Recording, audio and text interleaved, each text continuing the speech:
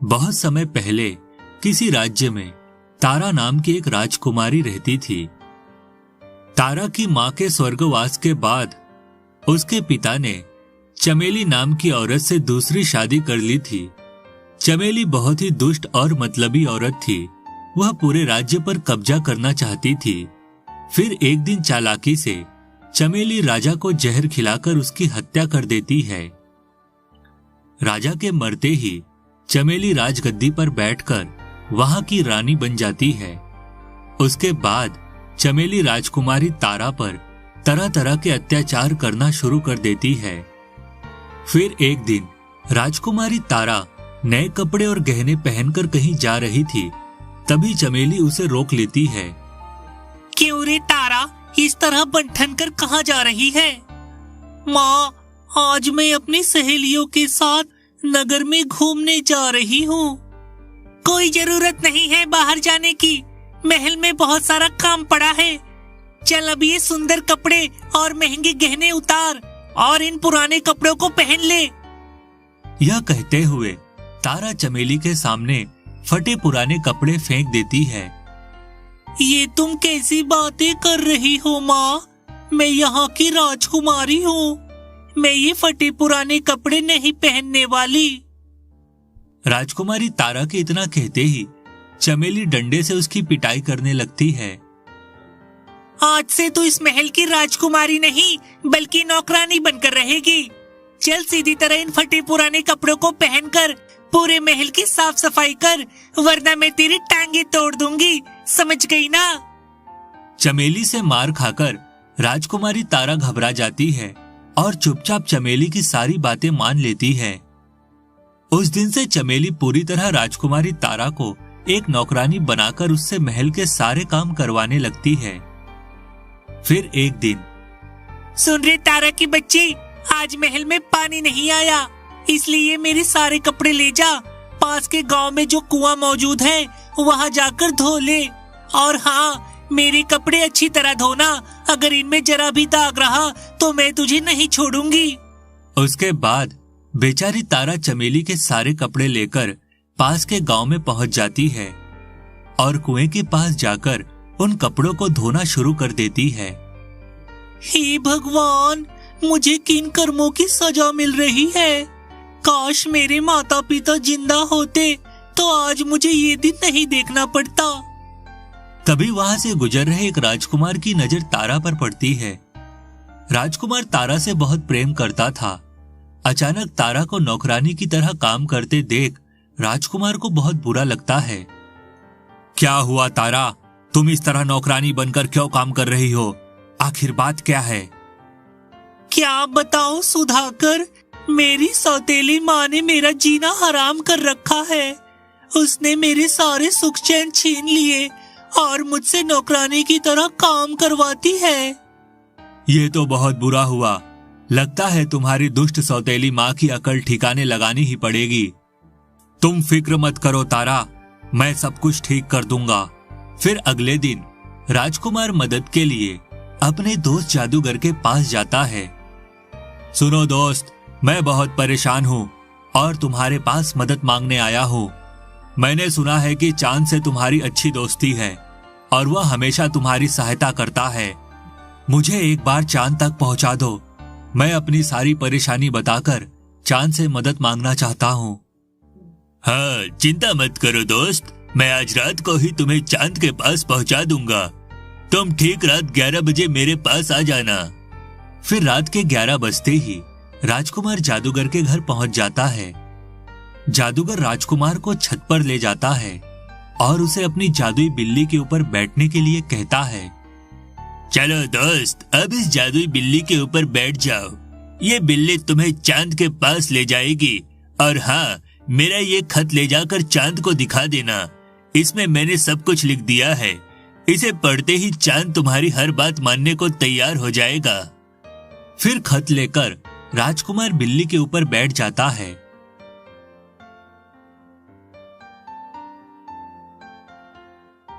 और वह आसमान में उड़ने लगती है। थोड़ी ही देर में वह बिल्ली राजकुमार को लेकर चांद के पास पहुंच जाती है। उसके बाद राजकुमार अपने जादूगर दोस्त का दिया हुआ खत चांद को दे देता है। खत को पढ़ने के बाद चांद मुस्कुराते हुए राजकुमार से कहता है, कहो मैं तुम्हारे लिए क्या कर सकता हूँ? मैंने सुना है तुम बहुत सारी शक्तियों के मालिक हो। क्या तुम अपनी शक्तियों से मुझे एक जादुई घर दे सकते हो? हाँ हाँ, क्यों नहीं। मैं अभी तुम्हें एक खूबसूरत जादुई घर देता हूँ। उसके बाद चांद अपनी जादुई शक्ति से वहाँ सोने से बना एक चांद घर प्रकट कर देता है। ये जादुई चांद घर है, इसे तुम कहीं भी ले जा सकते हो। इतना ही नहीं, जब भी तुम्हारे ऊपर कोई मुसीबत आएगी तो ये चांद घर तुम्हारी रक्षा करेगा। फिर चांद का शुक्रिया अदा कर राजकुमार उस घर को लेकर धरती पर चला जाता है। उसके बाद राजकुमार तारा को वह चांद घर दिखाते हुए कहता है, सुनो तारा, आज से तुम्हें अपनी उस दुष्ट सौतेली माँ के साथ रहने की कोई जरूरत नहीं है। अब तुम इस चांद घर में रहोगी। ये चांद घर हमेशा तुम्हारी सहायता करेगा और तुम्हें हर मुसीबत से बचाएगा। उस सोने के चांद घर को देख तारा बहुत खुश होती है और मजे से वहां रहने लगती है। लेकिन अगले ही दिन चमेली सिपाहियों के साथ वहां पहुंच जाती है। क्यों रे तारा की बच्ची, महल छोड़कर तो इस चांद घर में रहने आ गई? आखिर इतना खूबसूरत सोने से बना चांद घर तुझे कहाँ से मिला? अब तो मैं तेरे साथ साथ इस चांद घर को भी अपने महल ले जाऊंगी। चलो सिपाहियों, इस घर को रस्सियों से बांधकर महल ले चलो।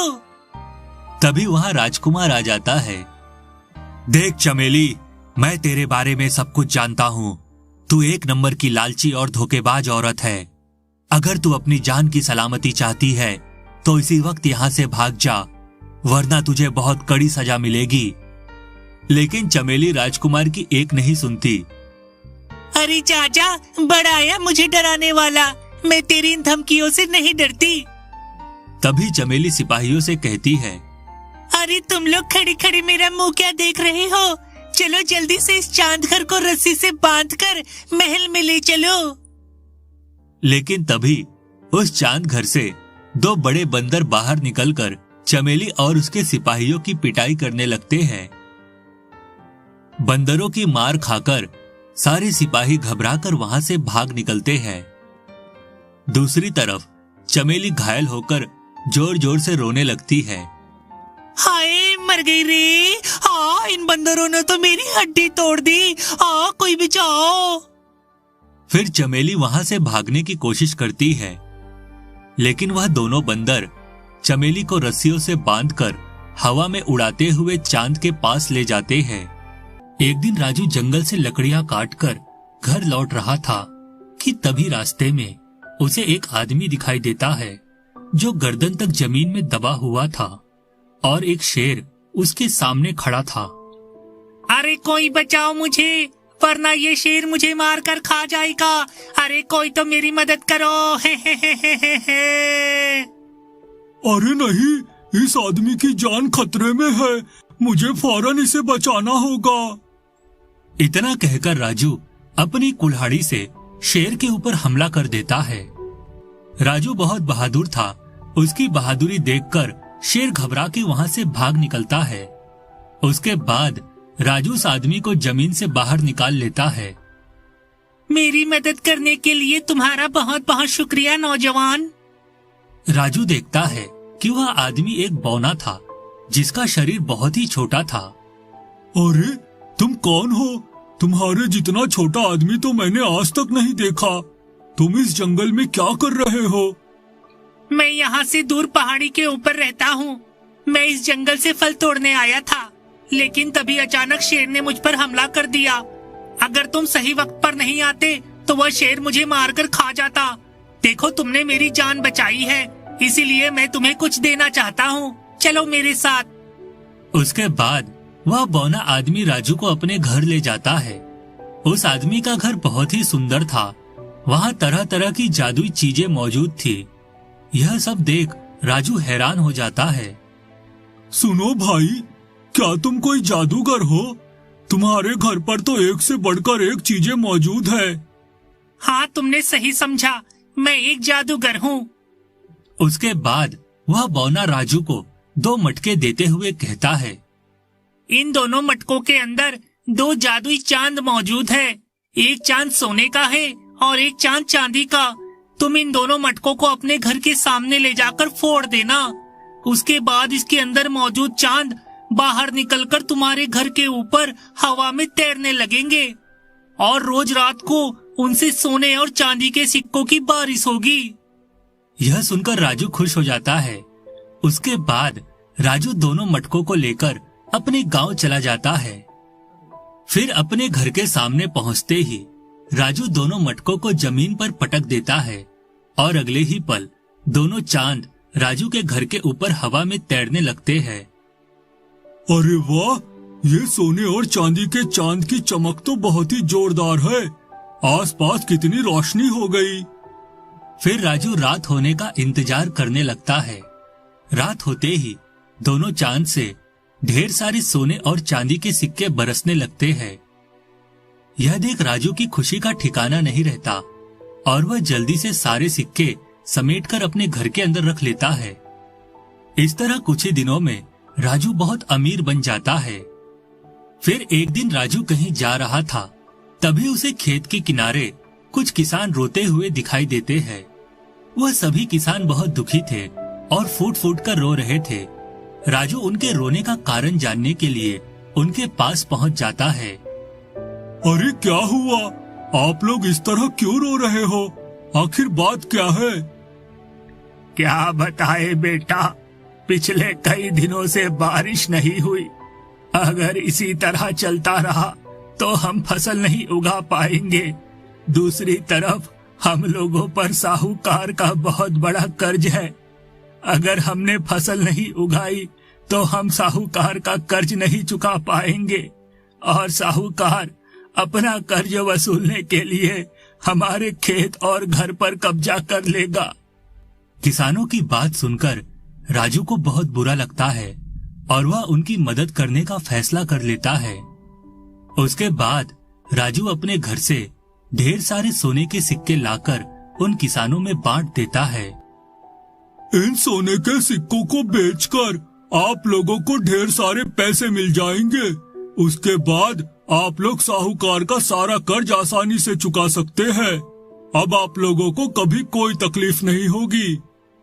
हम गरीबों की मदद करने के लिए तुम्हारा बहुत बहुत शुक्रिया बेटा। हम जिंदगी भर तुम्हारा ये एहसान नहीं भूलेंगे। भगवान तुम्हें सदा सुखी रखे। इस तरह राजू गरीबों की मदद करना शुरू कर देता है। धीरे धीरे राजू पूरे इलाके में प्रसिद्ध हो जाता है। दूसरी तरफ राजू के पास 2 जादुई चांद है। यह बात उस राज्य के राजा को पता चल जाती है। राजा बहुत ही लालची था।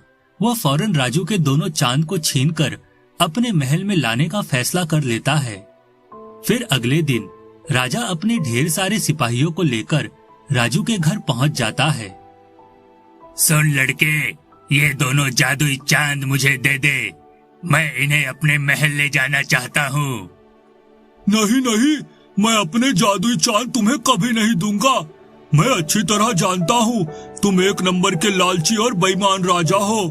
तुम इन दोनों चांद का इस्तेमाल अपने फायदे के लिए करना चाहते हो। अच्छा, तो ये बात है। लगता है तू सीधी तरह नहीं मानेगा। अब मैं इन दोनों चांद को जबरदस्ती अपने महल ले जाऊंगा। चलो सिपाहियों, जल्दी से इन दोनों चांद को रस्सियों से बांधकर महल ले चलो। राजा की बात सुनकर सिपाही राजू के घर के ऊपर 2 बड़ी सीढ़ियां लगाकर दोनों चांद तक पहुंच जाते हैं और उन्हें रस्सियों से बांध देते हैं। लेकिन तभी अचानक वहां आग जलने लगती है और रस्सियां जलकर राख हो जाती है। फिर अगले ही पल उन सिपाहियों को जोरदार बिजली के झटके लगने लगते हैं। हाय, मर गया रे, कोई बचाओ मुझे। देखते ही देखते सभी सिपाही धड़ाम से जमीन पर गिर जाते हैं। अरे ये क्या हो गया? लगता है अब मुझे ही इन दोनों चांद को पकड़कर महल ले जाना होगा। इतना कहकर राजा अपनी तलवार निकालकर सीढ़ी पर चढ़ता हुआ दोनों चांद के करीब पहुंच जाता है और उन दोनों चांद पर जंजीर बांधकर उन्हें खींचने की कोशिश करने लगता है। लेकिन तभी राजा को भी बिजली के झटके लगने लगते हैं। अरे मर गया रे, ये दोनों चांद तो बहुत ही खतरनाक है। अरे कोई बचाओ मुझे। उसके बाद राजा जमीन पर गिर जाता है। राजा को दोनों चांद पर बहुत गुस्सा आता है और वह उन दोनों को खत्म करने का फैसला कर लेता है। बस बहुत हो गया, अब मैं इन दोनों चांद को नहीं छोड़ूंगा। सुनो सिपाहियों, इसी वक्त तोप लगाकर इन दोनों चांद के चिथड़े उड़ा दो। फिर थोड़ी ही देर में सिपाही वहां एक बहुत बड़ी तोप लेकर आ जाते हैं। चलो जल्दी से दोनों चांद पर हमला करो। राजा के इतना कहते ही सिपाही दोनों चांद के ऊपर तोप से गोले बरसाना शुरू कर देते हैं। लेकिन दोनों चांद पर तोप के गोलों का कोई असर नहीं होता। यह देख राजा गुस्से से तिलमिला जाता है। लेकिन अगले ही पल दोनों चांद से तेज रोशनी बाहर निकलती है और देखते ही देखते सारे सिपाही भेड़ बकरियों में बदल जाते हैं। यह देख राजा घबरा जाता है और वहां से भागने की कोशिश करने लगता है। लेकिन दोनों चांद अपनी शक्ति से उसे एक गधे के रूप में बदल देते हैं। यह देख सभी गांव वाले जोर जोर से हंसने लगते हैं। हा, क्यों रे राजा, तू अपने आप को बहुत होशियार समझता था ना? देख लिया ना तेरे लालच का फल। चल अब जा यहाँ से, वरना हम गांव वाले तुझे अपने घर में बांधकर तेरी खूब पिटाई करेंगे। इस तरह सब कुछ ठीक हो जाता है। किसी गांव में राजू नाम का एक गरीब आदमी रहता था। एक दिन राजू जंगल से लकड़ियां काटकर घर लौट रहा था कि तभी रास्ते में उसे एक आदमी दिखाई देता है जो गर्दन तक जमीन में दबा हुआ था और एक शेर उसके सामने खड़ा था। अरे कोई बचाओ मुझे, वरना ये शेर मुझे मारकर खा जाएगा। अरे कोई तो मेरी मदद करो। अरे नहीं, इस आदमी की जान खतरे में है, मुझे फौरन इसे बचाना होगा। इतना कहकर राजू अपनी कुल्हाड़ी से शेर के ऊपर हमला कर देता है। राजू बहुत बहादुर था। उसकी बहादुरी देखकर शेर घबरा के वहां से भाग निकलता है। उसके बाद राजू उस आदमी को जमीन से बाहर निकाल लेता है। मेरी मदद करने के लिए तुम्हारा बहुत बहुत शुक्रिया नौजवान। राजू देखता है कि वह आदमी एक बौना था जिसका शरीर बहुत ही छोटा था। अरे तुम कौन हो? तुम्हारे जितना छोटा आदमी तो मैंने आज तक नहीं देखा। तुम इस जंगल में क्या कर रहे हो? मैं यहाँ से दूर पहाड़ी के ऊपर रहता हूँ। मैं इस जंगल से फल तोड़ने आया था, लेकिन तभी अचानक शेर ने मुझ पर हमला कर दिया। अगर तुम सही वक्त पर नहीं आते तो वह शेर मुझे मारकर खा जाता। देखो तुमने मेरी जान बचाई है, इसीलिए मैं तुम्हें कुछ देना चाहता हूँ। चलो मेरे साथ। उसके बाद वह बौना आदमी राजू को अपने घर ले जाता है। उस आदमी का घर बहुत ही सुंदर था। वहाँ तरह तरह की जादुई चीजें मौजूद थी। यह सब देख राजू हैरान हो जाता है। सुनो भाई, क्या तुम कोई जादूगर हो?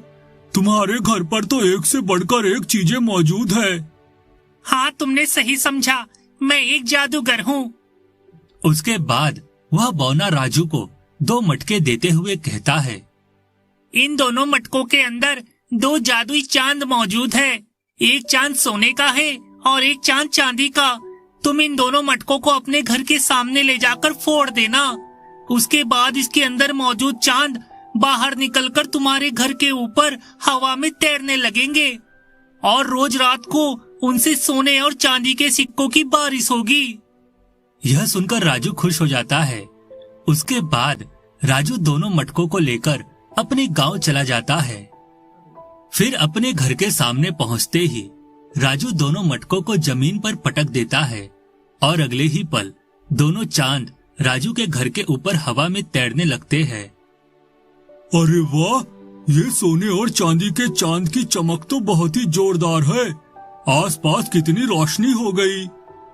फिर राजू रात होने का इंतजार करने लगता है। रात होते ही दोनों चांद से ढेर सारे सोने और चांदी के सिक्के बरसने लगते हैं।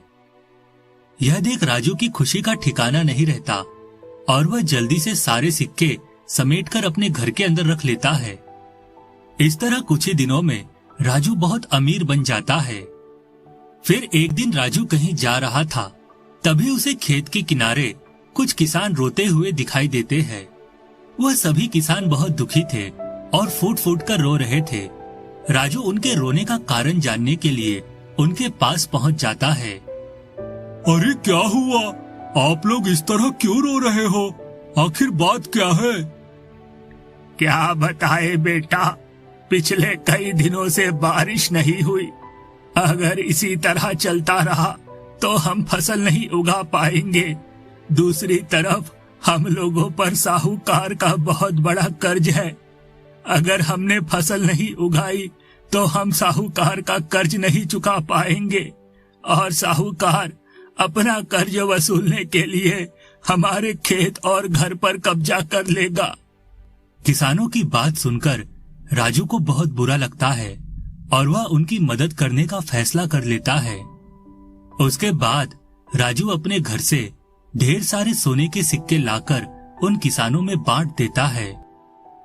इन सोने के सिक्कों को बेचकर आप लोगों को ढेर सारे पैसे मिल जाएंगे। उसके बाद आप लोग साहूकार का सारा कर्ज आसानी से चुका सकते हैं। अब आप लोगों को कभी कोई तकलीफ नहीं होगी। हम गरीबों की मदद करने के लिए तुम्हारा बहुत बहुत शुक्रिया बेटा। हम जिंदगी भर तुम्हारा ये एहसान नहीं भूलेंगे। भगवान तुम्हें सदा सुखी रखे। इस तरह राजू गरीबों की मदद करना शुरू कर देता है। धीरे धीरे राजू पूरे इलाके में प्रसिद्ध हो जाता है। दूसरी तरफ राजू के पास 2 जादुई चांद है। यह बात उस राज्य के राजा को पता चल जाती है। राजा बहुत ही लालची था। वह फौरन राजू के दोनों चांद को छीनकर अपने महल में लाने का फैसला कर लेता है। फिर अगले दिन राजा अपने ढेर सारे सिपाहियों को लेकर राजू के घर पहुंच जाता है। सुन लड़के, ये दोनों जादुई चांद मुझे दे दे। मैं इन्हें अपने महल ले जाना चाहता हूँ। नहीं नहीं, मैं अपने जादुई चांद तुम्हें कभी नहीं दूंगा। मैं अच्छी तरह जानता हूँ तुम एक नंबर के लालची और बेईमान राजा हो। तुम इन दोनों चांद का इस्तेमाल अपने फायदे के लिए करना चाहते हो। अच्छा, तो ये बात है। लगता है तू सीधी तरह नहीं मानेगा। अब मैं इन दोनों चांद को जबरदस्ती अपने महल ले जाऊंगा। चलो सिपाहियों, जल्दी से इन दोनों चांद को रस्सियों से बांधकर महल ले चलो। राजा की बात सुनकर सिपाही राजू के घर के ऊपर 2 बड़ी सीढ़ियां लगाकर दोनों चांद तक पहुंच जाते हैं और उन्हें रस्सियों से बांध देते हैं। लेकिन तभी अचानक वहां आग जलने लगती है और रस्सियां जलकर राख हो जाती है। फिर अगले ही पल उन सिपाहियों को जोरदार बिजली के झटके लगने लगते हैं। हाय, मर गया रे, कोई बचाओ मुझे। देखते ही देखते सभी सिपाही धड़ाम से जमीन पर गिर जाते हैं। अरे ये क्या हो गया? लगता है अब मुझे ही इन दोनों चांद को पकड़कर महल ले जाना होगा। इतना कहकर राजा अपनी तलवार निकालकर सीढ़ी पर चढ़ता हुआ दोनों चांद के करीब पहुंच जाता है और उन दोनों चांद पर जंजीर बांधकर उन्हें खींचने की कोशिश करने लगता है। लेकिन तभी राजा को भी बिजली के झटके लगने लगते हैं। अरे मर गया रे, ये दोनों चांद तो बहुत ही खतरनाक है। अरे कोई बचाओ मुझे। उसके बाद राजा जमीन पर गिर जाता है। राजा को दोनों चांद पर बहुत गुस्सा आता है और वह उन दोनों को खत्म करने का फैसला कर लेता है। बस बहुत हो गया, अब मैं इन दोनों चांद को नहीं छोड़ूंगा। सुनो सिपाहियों, इसी वक्त तोप लगाकर इन दोनों चांद के चिथड़े उड़ा दो। फिर थोड़ी ही देर में सिपाही वहां एक बहुत बड़ी तोप लेकर आ जाते हैं। चलो जल्दी से दोनों चांद पर हमला करो। राजा के इतना कहते ही सिपाही दोनों चांद के ऊपर तोप से गोले बरसाना शुरू कर देते हैं। लेकिन दोनों चांद पर तोप के गोलों का कोई असर नहीं होता।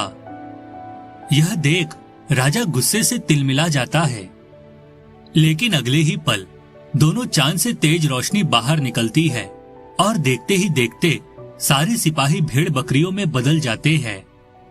यह देख राजा घबरा जाता है और वहां से भागने की कोशिश करने लगता है, लेकिन दोनों चांद अपनी शक्ति से उसे एक गधे के रूप में बदल देते हैं। यह देख सभी गांव वाले जोर जोर से हंसने लगते हैं। हा, क्यों रे राजा, तू अपने आप को बहुत होशियार समझता था ना? देख लिया ना तेरे लालच का फल। चल अब जा यहाँ से, वरना हम गांव वाले तुझे अपने घर में बांधकर तेरी खूब पिटाई करेंगे। इस तरह सब कुछ ठीक हो जाता है और उस लालची राजा को उसके किए की सजा मिल जाती है। उस दिन के बाद से राजू की जिंदगी में कभी कोई परेशानी नहीं आती और वह रोज गरीबों की मदद करके हंसी खुशी अपनी जिंदगी जीने लगता है।